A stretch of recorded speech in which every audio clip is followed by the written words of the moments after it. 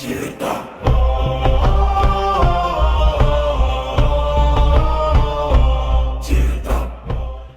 is an old story in the Norse world about a spear, and it's a special spear that never misses its mark.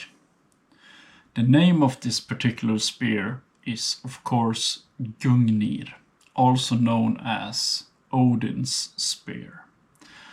And in the stories, which you can read about in the combined works of the Eddas, you can read about Gungnir, which you can see here. And most people would contribute Gungnir's capabilities to runic magic or Seder magic or vulva magic or something in those lines. But I can't help to think that the message and the story about Gungnir has a way deeper meaning than that, even though runic magic is very cool, and I will revisit that. But there's an interesting question to be had. Why the spear itself never misses, really? And the interesting question is why Odin never throws it in the wrong direction. In the Hávamál, which is a part of this particular book as well, Odin says, "I know that I hung on a windy tree 9 long nights, wounded with a spear, dedicated to Odin, myself to myself." Think about those words for a second. This is a self-sacrifice, which we can see in many different religions, and we can see the similarities. But if you think about it, before Odin had his beloved spear, he was pierced by one. And before he gained the wisdom that he is so famously known for, he paid for it. Because before he could direct his will towards the world, he had to understand himself prior to that. And perhaps that is the reason why Gungnir never misses. According to the myths about Gungnir, it was forged by the dwarfs, who were famously known as master craftsmen. And once Gungnir was thrown, it always found its mark. But what if the old stories were never really about making a weapon? Perhaps these stories were about clarity. Most people do not lack effort today, but they lack direction in life. And I guess most of you people who are listening to that, this can relate to the fact that most people don't have one goal at hand in life. Most people have a plethora of goals. They choose 10 goals instead of 1, 2, or 3 goals. And this by proxy means that you have 10 different identities, 10 possible futures. And then they stand in the end of the day and wondering why they didn't arrive at any of these 10 locations. And the fact of the matter is, for any one of you who've ever thrown a spear, that if you throw a spear loosely in any general direction at these 10 different goals, you will strike nothing, most likely. And the more I personally think about Gungnir, the less I actually think the story is about symbolizing accuracy. And when I ruminate over this, which I've done for quite some time, I think the story arc of Gungnir is more a symbolize of focus, you could say, or the ability to make choices. And it's not only the ability to choose, it's also about the courage to actually committing to things. And if you choose to commit to a particular thing in life, that more often than not means that you have to willingly sacrifice every other path except the one you actively choose. And I think that is the price of purpose itself. And I mentioned this on Tyrdom many times, but we live in a world in modernity today with endless options. We have endless information and definitely endless distractions. And people spend years of their life preparing for life itself.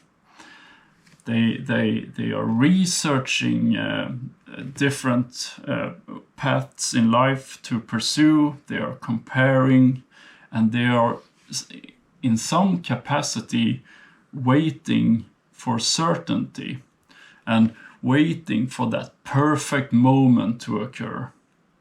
But the problem with this is that certainty is very rarely comes first in your life. Certainty oftentimes, more often than not, comes with having lived life for a period of time and having done that in a quite diligent fashion. And before any of this happens, you have to have made a commitment to something. And when you made this commitment, you have made that very important throw at that exact mark that you're aiming for. Only after that, the path will reveal itself. And I think this is the story about Gungnir. And I think perhaps the lesson is hidden within the myth itself. The more I have researched the Nordic religions and the animistic stories, and of course the Norse mythologies, the more clear it has become to me that these are learning stories. You can read them as science fiction and they're great, but I think you're missing the point if you read them like that. And I think the lessons are hidden within the myth of Gungnir. And it's not a story about that magical weapons exists. Because up until this day, there's no weapons like Gungnir in the world. Even though I also would appreciate a story about some good rune magic. I'm not saying that, but I don't think that's the point with the story itself. But I think the learning story is that a divided mind creates a divided life. And a focused mind creates momentum. And a clear purpose in life also is the source that creates power. Not necessarily power over others, but the power over yourself. The ability to stop drifting and going from a reactionary state of life to a committed state of life. I think that's the real learning lesson here. And this is a quite important one as well, but you stop living according to the expectations of everyone else and instead start to move deliberately towards something that matters to you and your particular goals in life. And the thing is that perhaps Gungnir never existed, or it did. That's not necessarily the important part of the story of Gungnir. The important part is that the Old Norse people, they imagined a spear that never misses. And maybe they were trying to tell us something with this story, this myth, or this state of fact. Who knows?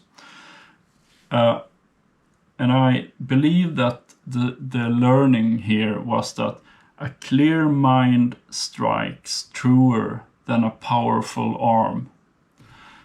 A focused life travels further than a distracted one. And a man who knows what matters rarely misses for long. And not because fate favors him necessarily, and not because success is guaranteed, but because he has actively chosen a direction in life. And most people spend their lives searching for that perfect moment.